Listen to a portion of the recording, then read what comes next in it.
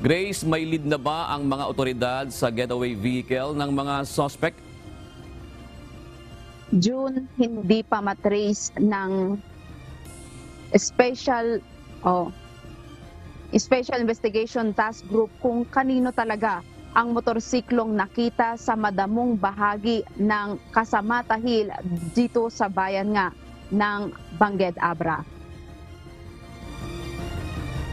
Ang nasabing motorsiklo ang pinaniniwala ang getaway vehicle ng mga bumaril sa human rights lawyer na si Attorney Maria Sanyata Alzate sa Bangued Abra noong nakaraang linggo, September 14, 2023. Ayon kay Police Colonel Froiland Lopez, Acting Provincial Director ng Abra PNP, posibleng umanong iniwan ito ng mga suspect sa lugar at tumakas.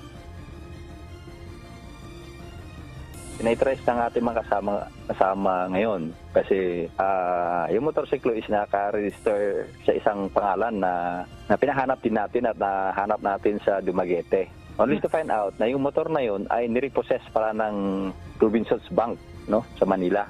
And then from Manila, binid ng isang motor trade company sa Marikina. So yun po, and then from Marikina, meron din isang motor trade na kumuha ng motor doon at kasali yung motor na yun. Una rito, nakita sa mga tracking ng CCTV footage na mula sa crime scene ay nagtungo ang mga suspect sa bahagi ng Casamata Hill.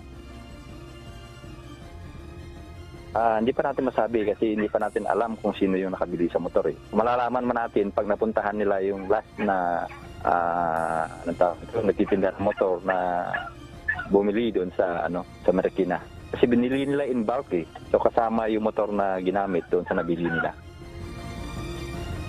Malaking tulong raw ang pag-recover sa motorsiklo upang malaman ang pagkakakilanlan ng mga suspect. Ito ang magbibigay sa atin ng ng lead.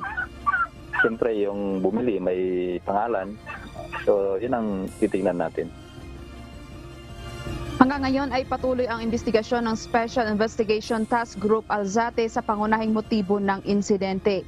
Hindi pa raw malinaw. Isa sa tinitinan nga na motibo ay ang trabaho niya bilang isang human rights lawyer ng naturang lalawigan. Samantala, naglabas na rin ng 100,000 na reward money ang Abra Police para sa mabilis na pagkadarakip ng mga suspect. June, tiniyak naman ng PNP Abra na gagawin nila lahat ng kanilang magagawa upang makamit ang hustisya. Yan muna ang balita. Balik sa iyo, June. Maraming salamat, Grace Flores.